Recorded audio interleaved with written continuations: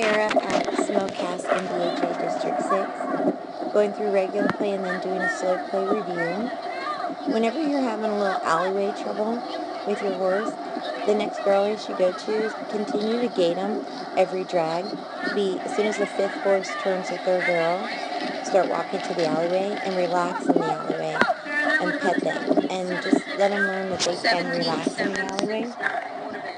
And then another thing to do is stand off to the side of the alleyway 1 or 2 drags before you and just relax. Or, as you notice right there, I had to walk in with you. You don't want to have to depend on anyone to get you in the arena. You want your horse and you to have a relationship that you can get them in yourself, relaxed and focused. I like to ride one hand into the alleyway, rubbing my horse's hind end and my hand down on their withers, just like I'm going on a trail ride. It helps keep relaxed. Whenever you take a hold of a horse 2 hands, they're going to be thinking, okay, it's time, and get up and be more on the muscle. So the more you can, exhale and keep your legs and your whole body relaxed and just be smooth coming into the alleyway, your horse, if it's relaxed, is going to be able to focus more. All right, let's start your run. It looks like to me you're pretty handsy in this run. If you notice, you came in with a decent go cue. Your approach is good, your distance here, and you can see your horse starts to rate there, so you're going to have your 2 strides of rate, which is all fine. And then when you see we start going here, though, you're already pulling on your horse too much. And if you see, you sat, but your rein hand is really already starting to pull on him, and he's only at the entrance. Your rein hand should be lower, not that low, but lower, and just kind of floating him. Okay, so right there, you really lift your hand up too high. You're asking him to exit the barrel when he's on the back side. So in this case, you're ahead of your horse. Your hand is up by your face and your chest, shoulders. So he's like, oh, okay, you want me to come back? But you're going to force him to come back almost on top of the barrel. But because he's pretty flexible in the body, he's smart enough to feel when you release him to take that extra pocket he needs around there. So, but then you pull on him again, and then his head's back up again. So your hands were just too high. You were just too heavy in his face. You weren't not trusting him to turn the barrel on his own. You were pulling him around the barrel.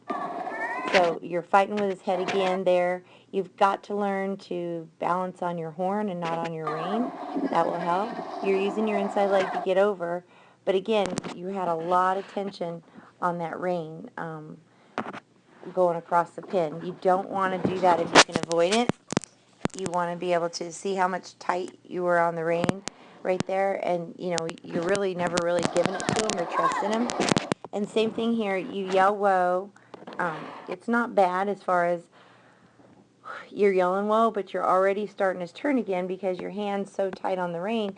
He's starting his turn when his shoulder gets to the barrel. So you're going to have to play catch up in your position around the barrel again.